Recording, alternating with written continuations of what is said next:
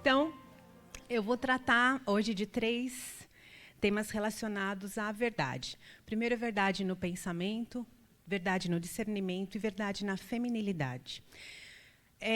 Tem essa folhinha aí, como eles disseram, tem uma pergunta, sei lá, falei alguma coisa diferente, não expliquei muito bem, escreve aí, pergunta depois, porque pode ser que alguma coisa fique mal explicada mesmo e precise destrinchar esse assunto aí depois. Então, minha primeira palestra agora, verdade no pensamento. O versículo tema da nossa conferência. Finalmente, irmãos, tudo que é verdadeiro, tudo que é respeitável... Vamos ler junto? Vamos? Que eu acho que seria legal a gente até sair daqui com esse versículo bem decoradinho, né, no nosso coração.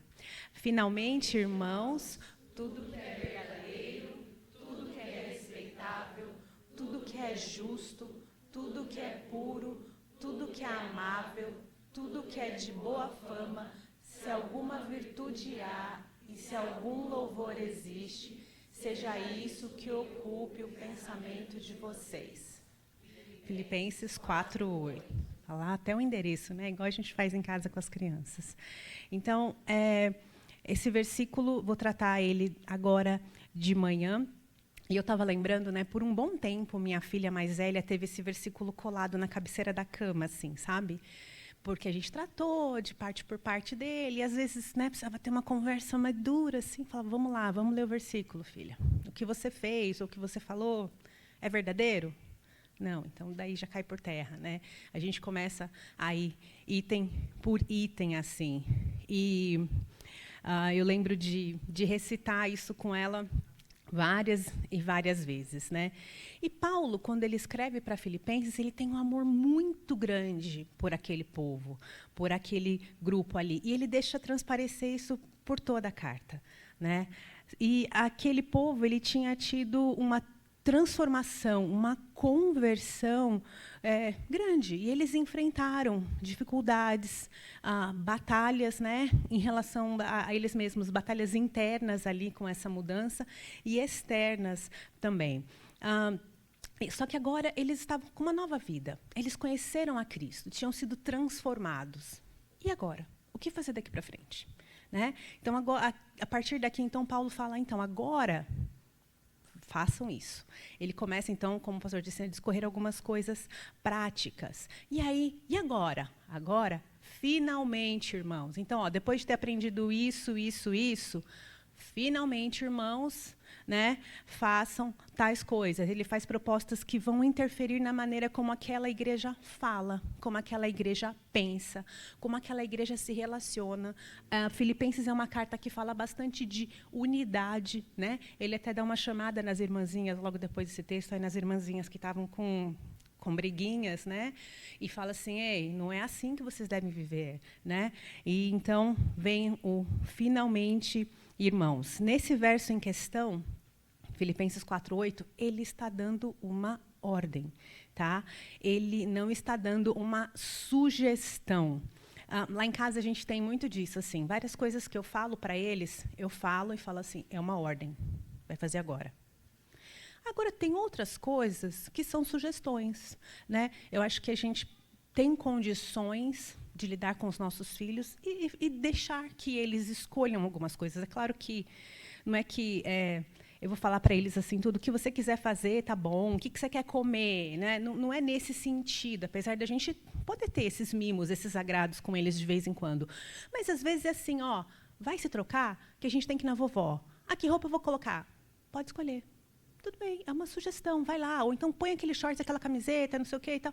Uma sugestão. Então, eles às vezes estão acostumados, eu falo alguma coisa, eles assim, isso é uma ordem ou uma sugestão, mamãe? Eu falo, não, isso é uma ordem. Faça do jeito que eu falei. Ou se eu falo, é uma sugestão, então eles têm a opção de pegar, sei lá, a camiseta vermelha, o shorts amarelo, entendeu? Agora, aqui, não é uma sugestão, é uma ordem. Paulo está falando para eles, façam isso. Ele está dando esse daí como uma ordem para eles, um comando, tá? Não é pode escolher. E aí, depois de várias exortações e instruções, Paulo fecha com essa ordem. E aí, pense no jogo do contra. A gente leu o o que era para eles fazerem. Agora pense no contrário, né? Às vezes a gente, não sei se vocês já brincaram disso com seus filhos, né? De ficar falando coisas contrárias. Às vezes eles fazem isso sem brincadeira mesmo, né? Eles são do contra naturalmente. Mas pense no jogo do contra por 1 minuto. Tudo que for falso, tudo que for desonesto, tudo que for desonroso, tudo que for impuro, detestável, se algum defeito há e se alguma injúria existe, não pense nisso. Então, essa é a lista do contra. Se isso aqui tem preenchido o seu pensamento, despoja. Tira fora. Não é verdade do Senhor. Se alguma dessas coisas aqui fazem parte da sua vida, tira. Deixe de lado. Preencha com a verdade. Preencha com o versículo anterior que a gente leu. Preencha por tudo que é verdadeiro, tudo que é respeitável, tudo que é justo, puro, amável, de boa fama, virtuoso, louvável, sabe? Sejam essas coisas que ocupem, que façam parte do seu dia a dia, que ocupe o seu pensamento, que ocupe o seu coração. E aí eu coloquei aqui a ilustração do carrinho de bate-bate. Você já andou de carrinho de bate-bate em parque de diversão, assim? Né? Eu sempre sinto assim que quando eu estou começando a entender aquele negócio, acaba o tempo, ou alguém vem e bate em mim de novo. Né? Então, eu estou tentando dirigir, vem alguém bate. Daí eu estou tentando de novo ir para outro lugar, vem alguém bate. E aí, quando eu consigo... às vezes até um ufa, né? Ufa, ainda bem que acabou esse trem aqui. Muitas vezes, o que ocupa a nossa mente durante o dia são esses pensamentos contrários que nos levam de um lado para outro, como o carrinho de bate-bate, sabe? Que você não dá conta. E daí são esses pensamentos contrários que ficam levando a gente. O volante é o nosso coração, bambo. E a gente fica tentando ali ter o controle dele, né? Mas que fica nos levando de um lado para o outro. Não é um caminho reto. Eu sinto que o volante daquele carrinho, e ele é mesmo, ele é bambo. E aí, quando a gente acha que a gente domina, você vai tomar uma trombada. Você vai acabar batendo na lateral ali daquele ringue ali do carrinho.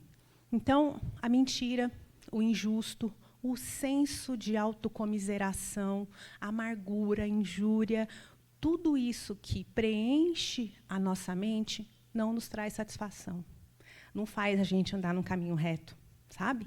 A gente tem esse volante bambo, não dá senso de direção, de firmeza no caminho, se o que preenche a nossa mente for isso daqui. A gente vai estar num carrinho de bate-bate. Você vai estar ali tentando andar reto, mas você não vai conseguir. Você vai rodar, você vai bater e vai até capotar. Assim como esse carrinho do parque, o nosso coração, muitas vezes ele teima em ir para o lado errado, né? Bambo, nesse volante bambo. Agora, quando as verdades do Senhor ocupam o nosso pensamento, fica fácil de distinguir as mentiras. Quando a gente se preocupa, quando a gente se despoja disso e preenche com as outras coisas, porque não adianta só tirar o que é ruim, a gente tem que colocar o que é bom. Né? A gente nunca fica com um pensamento vazio. Alguma coisa vai ocupar aquele espaço ali. Então, a gente precisa aprender o que é verdadeiro, o que é justo, o que é amável. Fica mais evidente saber o que é desonroso quando a gente sabe o que é respeitável. Né? Fica mais fácil fugir de tentações, de mentiras, quando a gente sabe o que é a verdade. Ao invés de ficar flertando com as mentiras, flertando com o pecado, a gente foge dele e se apega às verdades do Senhor. Às vezes a gente faz com o pecado igual criança faz com piscina. Já foi em algum... Gente, muitas das minhas ilustrações são com criança, porque, né, é meu dia a dia. Mas já foi em algum sítio que tinha piscina sem cerca? E daí está frio, está chovendo, você fala, hoje não vai entrar na piscina. A criança faz o quê? Ela anda assim, ó, do ladinho da piscina. Né? Não, sai daí, menino. Não, não vou entrar. Daqui a pouco ele está lá, pô na mão. Né? Não estou entrando, só estou vendo a água, só estou sentindo. Né? A gente faz isso com o pecado. A gente sabe o que é errado. Só que a gente vai assim, ó, bem pertinho. Fala, não, eu tenho controle. Né? E daí a gente põe só o dedinho lá para ver se a água está gelada. Daqui a pouco a gente está sentando, batendo o pezinho. E a gente vai fazendo isso muitas vezes com o pecado. Ao invés de fugir dele, sai de perto da piscina. Não ande no ladinho. Não, a gente às vezes flerta. E aí acaba caindo. Por quê? Porque a gente acredita nesse coração bambo, nesse volante mole que a gente tem dentro da gente. Então, a primeira parte do versículo, tudo que é verdadeiro. A verdade, ela é dolorida.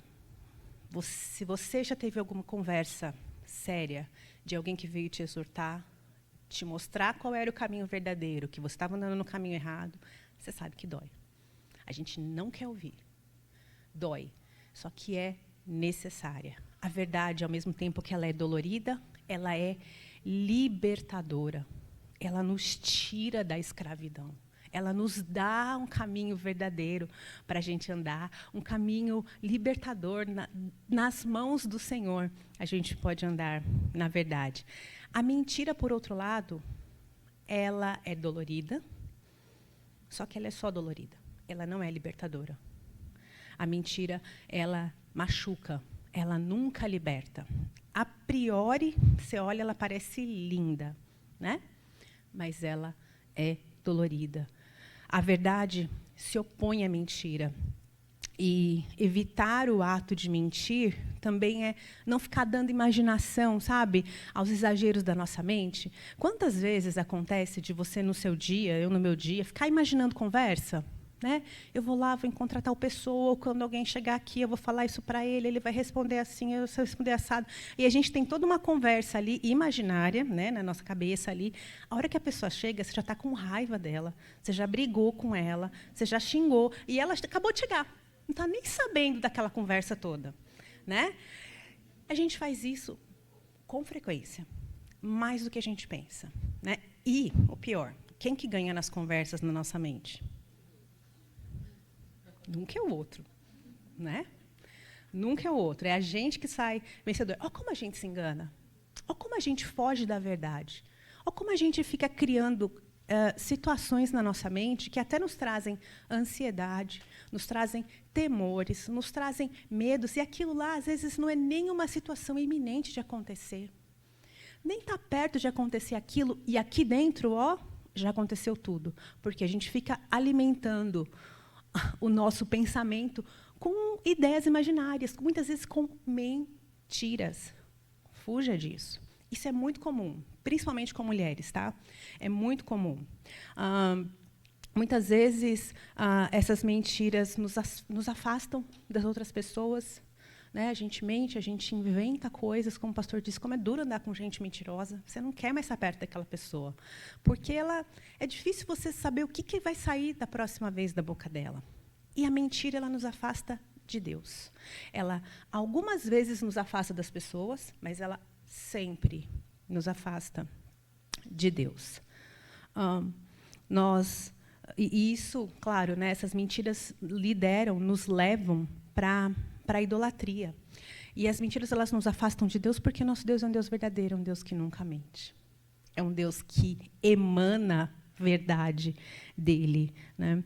Então, andar em verdade é testemunhar quem é o seu pai. Quem é o seu pai?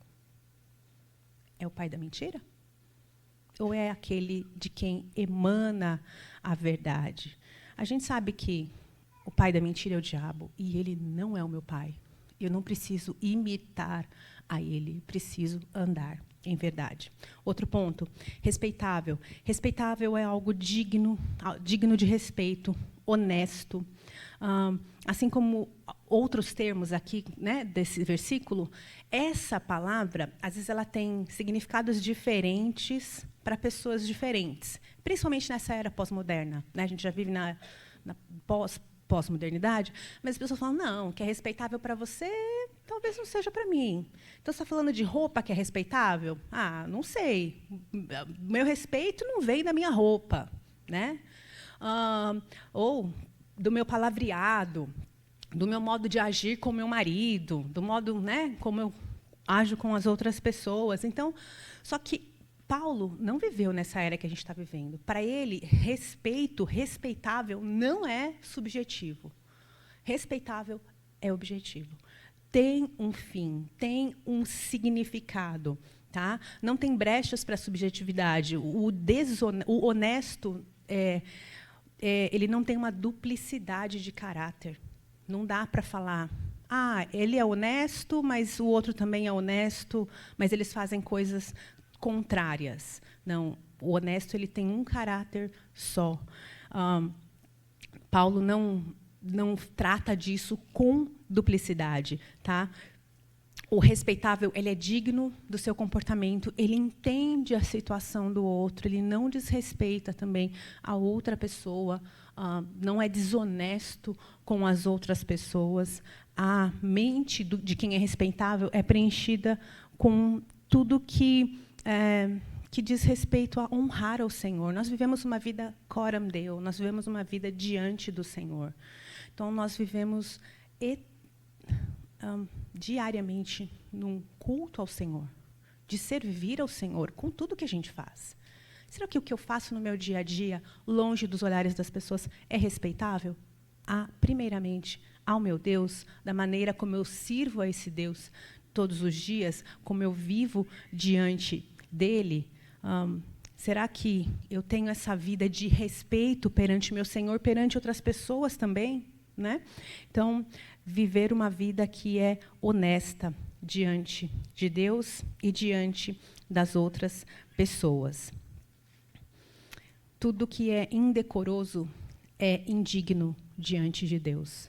Então, às vezes, pode ser que ninguém veja, ninguém nem saiba que você está fazendo alguma coisa que é desrespeitável. Mas o Senhor sabe. Viva diante do Senhor. Foi a última coisa que eu escrevi até para minha filha. Minha mais velha está num acampamento lá, junto com outros jovens, e eu falei para ela, olha, você está longe da gente, mas você continua diante de Deus. Você continua precisando prestar contas ao Senhor. Ele sabe de tudo que você faz. Viva em respeito a Ele. Isso serve para a gente. Eu, como minha mãe, mandei para ela, mas isso serve para mim. O Senhor sabe o que eu faço. Ele precisa viver uma vida digna diante dele. Justo, tudo que é certo, tudo que é reto, equidade diz respeito à justiça. E a gente, então, ouve falar muito de justiça como sendo algo que iguala, que dá a todas as pessoas o mesmo direito de fazer todas as coisas, ou a mesma coisa para pessoas diferentes. E nem sempre isso é tão justo.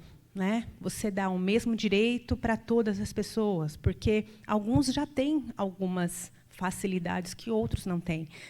Então, tem essas disputas aí em relação à justiça, em relação à equidade. Mas, em casa, a gente tem que lidar com justiça o tempo todo, porque o que a gente ouve? Não é justo. Basta você pegar um pedaço de bolo e cortar no meio, para eles medirem o tamanho do bolo. Lá em casa, eles brigam pelo brócolis. Eles gostam muito de brócolis. Eles ficam olhando qual cabeça está maior, para pegar primeiro. Ou então, se o outro pega, você pegou o maior, então você só pega um. Eu pego. Então, assim, às vezes eu tenho que cortar já para cozinhar já em tamanhos menores, porque ficam brigando. Mas isso é só uma pontinha, só uma coisinha do dia em que eles se acham mais justos do que o outro. Por que você tem que pegar maior? Ou então, por que você vai assistir o seu desenho de novo, se eu não assisti o meu? E aí, isso vem, diariamente. A gente faz a mesma coisa, só que os nossos brinquedos são diferentes. A gente briga por justiça igual. Por que a irmã cantou 2 vezes no louvor esse mês e eu só fui chamada para cantar uma vez? Isso só um exemplo. Por que tal foi mais chamada? Por que aconteceu isso e não me chamou? Então, a gente tem a justiça para a gente como se ela fosse algo que a gente assim merece.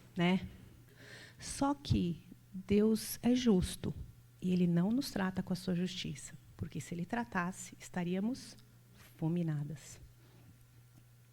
A gente briga por situações que nos trazem vantagem. Ninguém briga lá em casa porque quer tirar o lixo de novo. Ah, não, já tirei o lixo. Você tirou ontem? Não, deixa que eu tiro hoje. Pode deixar, eu tiro hoje, amanhã. Ninguém briga por isso. Né? Ninguém briga por, muitas vezes, trabalhar nos bastidores, não aparecer, fazer o trabalho mais difícil na igreja, ou em casa, ou fora, ou o que quer que seja. Ninguém briga por isso. A gente briga pelas coisas que nos parecem mais glamurosas, que nos trazem alguma vantagem. E aí a gente quer falar de justiça. Eu gosto muito da ilustração que fala de um proprietário de um imóvel. O proprietário, aí tem lá uma senhora que já não paga o aluguel por 6 meses.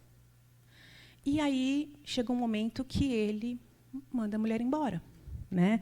Ela precisa ser despejada, porque ela já está 6 meses sem pagar o aluguel. E é algo que está no contrato. Ele já esperou, ela não pagou. Chegou o dia, ele botou a mulher na rua. Era o imóvel dele, ela não pagava. Ele foi justo. Ele foi bom? Não. Mas ele foi justo. O bom é aquele que faz o pagamento no lugar dela. Fala, não, tá bom. Eu vou lá e eu vou pagar os 6 meses de aluguel dela que estão atrasados, e ela continua morando aí. Esse é o bom. Mas o proprietário, a gente não pode falar que ele está errado. Estava no contrato. Ele foi justo com as leis que ele tinha acordado ali com aquela senhora. Nosso Deus é um Deus justo, que cobra a dívida. Só que ele é um Deus bom, porque da mesma maneira que ele cobra, ele manda o pagamento. Ele manda o resgate por nós. Então, a gente quer justiça, só que se nós fôssemos tratadas com justiça desse tipo, nós estaremos fulminadas. Né? Só que Deus é o nosso Deus justo e o justificador. Só que trabalhar com justiça, com o que é justo na nossa mente, é trabalhar com o que é moralmente bom e aceitável. Trabalhar com retidão. Trabalhar também imitando um caráter do Senhor. Deus é um Deus justo, é um Deus reto. E também tem a ver com a mentira, né? Um Deus que não mente, um Deus verdadeiro. O nosso Senhor é justo e justificador, como está lá em Romanos 3, 26. Outra característica, puro, tudo que é puro. Puro, tudo que é honesto, é uma outra tradução do grego para essa palavra. Não contamine o seu coração com o que é impuro, com o que é sujo, com o que é ímpio. Não contamine seu coração com isso. O puro ou o santo, né, o separado, ele precisa estar longe do que é perverso, longe do que é mundano. O puro, ele é sincero, ele não maquina o mal contra as outras pessoas. E no nosso dia é tão fácil a gente buscar por comentários impuros. E eu não estou falando aqui de comentários de quando a gente fala de impureza, a gente já pensa em cunho sexual, né? Não, comentários impuros podem ser aqueles comentários falsos. Comentários que a gente fica buscando de lábios bajuladores. Podem ser comentários impuros ou comentários que a gente faz como bajulação, que não são verdadeiros. Não se deixe contaminar com isso, sabe? Muitas vezes a gente faz isso buscando o quê? Glória para nós mesmas. Então a gente fica caçando comentários impuros nesse sentido de manchados, de que não são verdadeiros, de que trazem glória para a gente, não refletem a glória do Senhor. Cristo foi puro em todo o tempo. Em todo o tempo. Ele foi puro por nós. Ele não buscava glória para si. Inclusive, ele foi destituído da sua glória para nos salvar.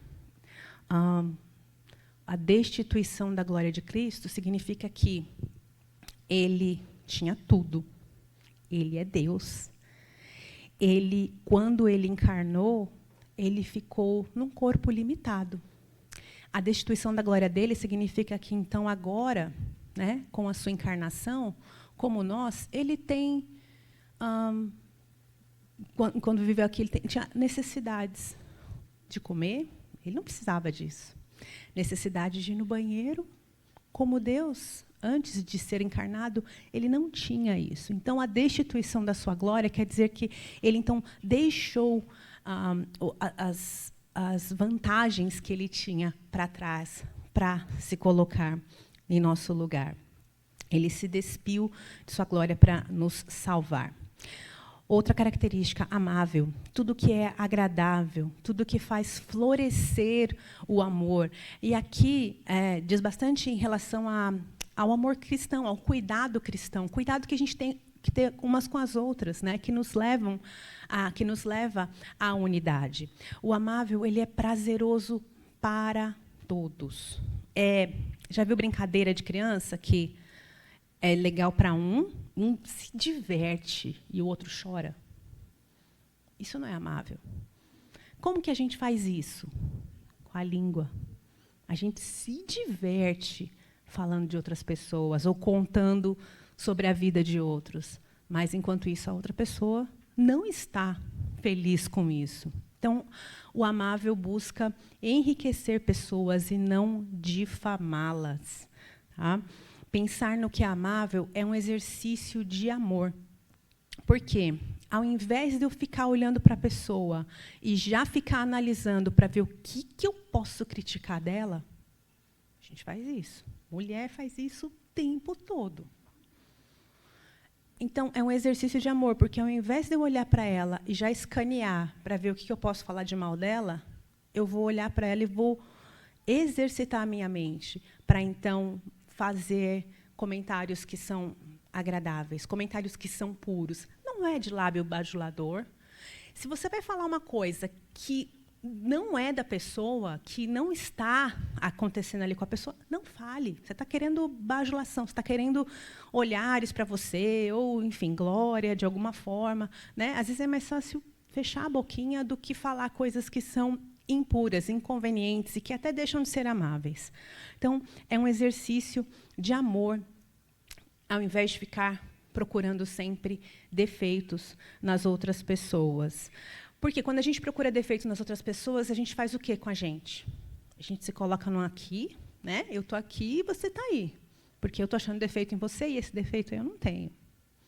A gente se coloca automaticamente numa posição superior, menosprezando os outros. Isso não é amável, isso não é agradável, isso não é exercer o amor cristão de cuidado.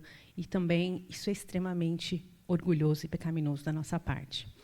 Tudo que é amável nos aproxima daquele que é todo amor. Ele é todo amor. Tudo que é amável nos aproxima do nosso Deus, de quem emana o amor. Boa fama, caráter íntegro, excelente moral. A boa moral, ela é voltada para o próximo. As pessoas veem o que nós somos, o que nós fazemos. Quando Paulo recomenda a Timóteo sobre quem deve ser presbítero, quem deve ser pastor, líder de uma igreja, uma das características é que ele tenha boa reputação para com os de fora. Tá?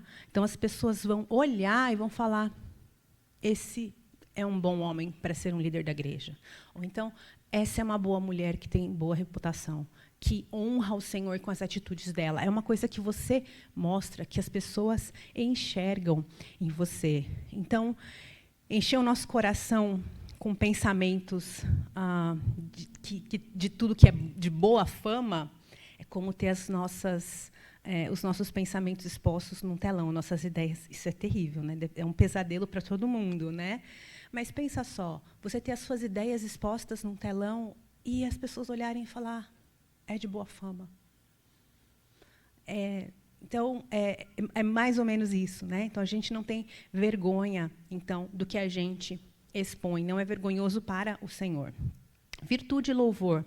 Virtude é algo que a gente gosta de ter, né? A gente gosta de ser chamada de mulher virtuosa, né? A gente gosta dessa característica. É algo que todas nós desejamos ter.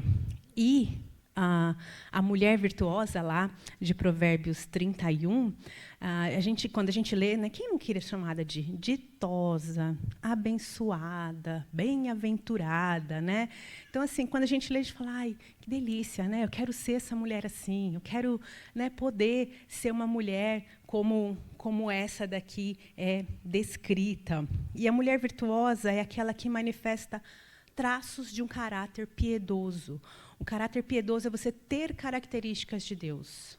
Caráter piedoso. Então, você demonstra características do Senhor. Deus tem atributos comunicáveis e não comunicáveis. Quais que a gente pode imitar? Os comunicáveis. Deus é bom, Ele é misericordioso, Ele é amoroso, Ele é paciente, Ele é gracioso, Ele perdoa. Então, essas são características que nós podemos imitar do nosso Senhor. O que a gente não consegue imitar? Onipotência, onipresença, né, onisciência. Isso são atributos não comunicáveis. Então, quando nós somos mulheres piedosas, quando nós temos virtudes, nós, mulheres virtuosas, nós imitamos características do Senhor. A piedade é o amor voltado para Deus. A mulher piedosa, ela externa o que já está lá dentro do seu coração. Ela é louvada, né? Lá em Provérbios 31, ela é louvada. Por que ela é louvada? Porque ela é bonita, ela se veste bem, ela trabalha, ganha dinheiro, né? Os filhos dela se comportam direitinho, olha só, então, ela é louvada por isso? Ela é louvada por quê? Porque ela teme ao Senhor. Ela não é louvada por alguma coisa dela, que ela é, porque ela é bonita, sei lá, faz isso e aquilo. Ela é louvada porque ela teme ao Senhor. Isso honra a Deus. Isso inspira a aprovação divina, a aprovação do Senhor. Romanos 14, 18. Aquele que deste modo serve a Cristo é agradável a Deus, aprovado pelas pessoas. Veja que essas características que eu falei, né, de Filipenses 4, 8, não são características que Paulo fala, olha, me imitem, apesar dele falar isso, né? Mas são características definidas pelo caráter de Deus. Ele não fala, me imitem ali, né? Ele fala em outros contextos. Não são padrões humanos, são padrões elevados, tá? São padrões que não são dele, são padrões de Cristo, são padrões do Senhor que a gente deve imitar. E aí, seja isso que ocupe o vosso pensamento. O que ocupa o seu pensamento durante o dia? O que você sonha durante no seu dia? Muitas vezes a gente fica perdida nos nossos pensamentos, né? Sonhando ali. Será que o que a gente sonha, o que a gente pensa, o que preenche a nossa mente no nosso dia, são coisas relacionadas ao que a gente leu em Filipenses? O que vemos, ouvimos, aprendemos e recebemos está diretamente relacionado ao que preenche a nossa mente. O que a gente tem visto, ouvido, aprendido? Com o que a gente tem enchido o nosso coração, a nossa mente, durante o nosso dia? Tem uma conexão aí extremamente forte com o praticai, que está no verso 9, que é o verso seguinte, né? Porque tudo o que é verdade, tudo o que a gente precisa praticar, a gente precisa aprender, a gente precisa testemunhar do Senhor. Então, o que é justo, o que é puro, o que é amável, o que é verdadeiro, precisa ser praticado. Precisa, então, ser também mostrado para as outras pessoas, testemunhado. Ter apenas o conhecimento sem o exercício, isso não ajuda para o nosso crescimento, não ajuda para o desenvolvimento da nossa santidade. Eu lembro do verso 2 Timóteo 3, 6 e 7, em que Paulo fala das mulherzinhas, das mulherinhas tolas, que são levadas, né? Que pessoas entram na sua casa e falam coisas para elas, e elas acabam até se tornando adúlteras, muitas vezes, porque elas são levadas por ideias que estão aí pelo vento, porque elas estão sempre aprendendo e nunca conseguem chegar ao conhecimento da verdade.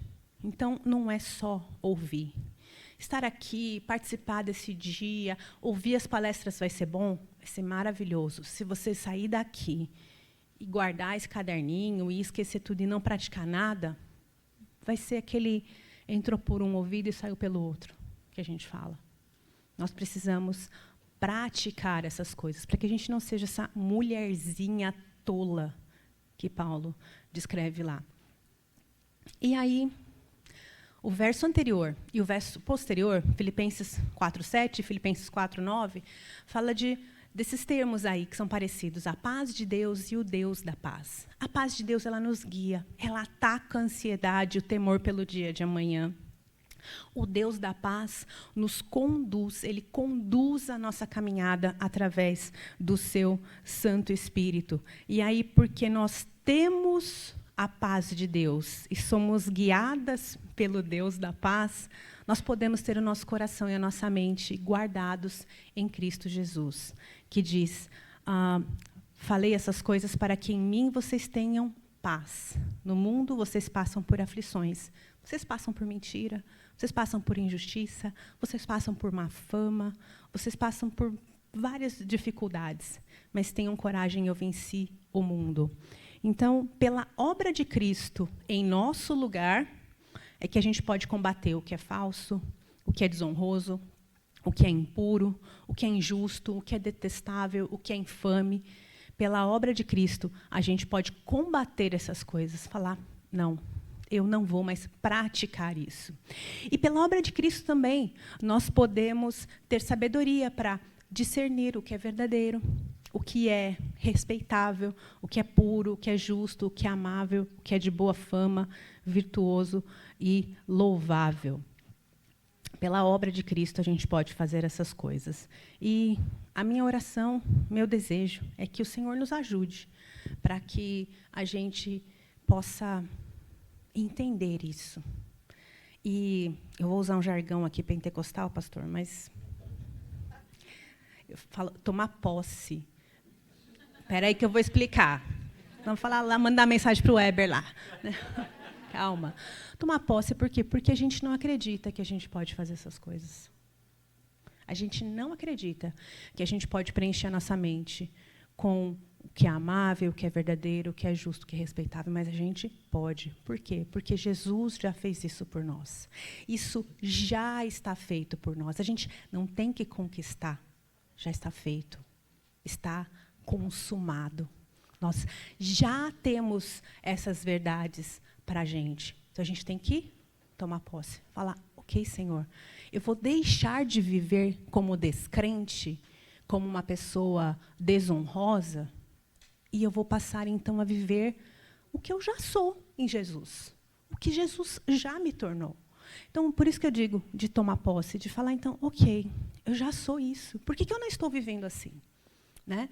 Então, procure essas verdades do Senhor, procure preencher o seu coração com essa verdade, a sua mente com isso, para que então você tome posse dessas verdades que o Senhor já te deu. Vamos orar. Senhor Deus, obrigado, Pai, por esse tempo, por essas mulheres, por esse tema, pelas exortações do Senhor. Obrigada, Senhor, porque o Senhor mesmo tem cuidado de nós e tem tratado do nosso coração de maneiras diferentes. Que o Senhor abençoe o nosso dia, nos ajude nas nossas conversas aqui, que elas sejam edificantes, que elas sejam conversas boas, para que nós possamos dar apoio, suporte umas às outras, ó Pai.